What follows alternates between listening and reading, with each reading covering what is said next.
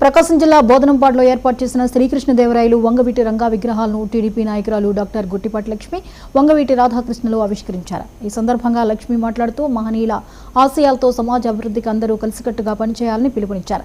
దర్శి ప్రాంతం అభివృద్ధి లక్ష్యంగా పనిచేస్తున్నామని, ముఖ్యంగా తాగునీరు, సాగునీటి సమస్యలకు శాశ్వత పరిష్కారం తీసుకొచ్చేందుకు కృషి చేస్తున్నామని తెలిపారు. ఈ కార్యక్రమంలో స్థానిక టీడీపీ నాయకులు పాల్గొన్నారు.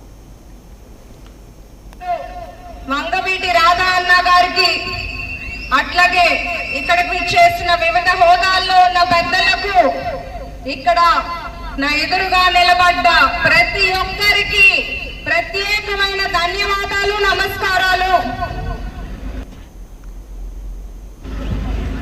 వంగవీటి రంగా గారు ఆ పేరు వింటేనే ఒక వైబ్రేషన్.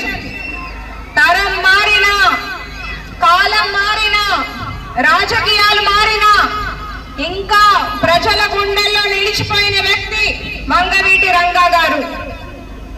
వంగవీటి రంగా గారు ఒక కులానికి మాత్రమే సంబంధించిన నాయకులు కాదు, అన్ని సామాజిక వర్గాల ప్రజల్లో గుండెల్లో ఉండే వ్యక్తి, ప్రజా నాయకుడు రంగా గారు. అణగారిన వర్గాలకు అండగా నిలిచిన మహానేత. రాజకీయాల్లోకి పదవుల కోసం రాలేదు, పేద ప్రజల గొంతుగా నిలబడడానికి వచ్చారు, వారు బలహీన వర్గాలకు అండగా ఉండడానికి వచ్చారు. సోదరుడు వంగవీటి రాధా అన్న గారికి అట్లాగే ఇక్కడికి చేసిన వివిధ హోదాల్లో ఉన్న పెద్దలకు, ఇక్కడ చెప్పిన ఒక మహాన్నత వ్యక్తి శ్రీకృష్ణదేవరాయలు. ఈనాడు 2 విగ్రహాలు శ్రీకృష్ణదేవరాయల. ఒక పరిపాలన అంటే ఒక రాజు ఎలాగ ఉండాలని చెప్పంటే చాటి చెప్పిన ఒక మహాన్నత వ్యక్తి శ్రీకృష్ణదేవరాయలు. అలాంటి రాజుని గుర్తు తెచ్చుకుని ఒక పరిపాలన అంటే ఎలాగ ఉండాలో, ప్రజలు పరిపాలించేలాగా చాటి చెప్పారు ఆయన.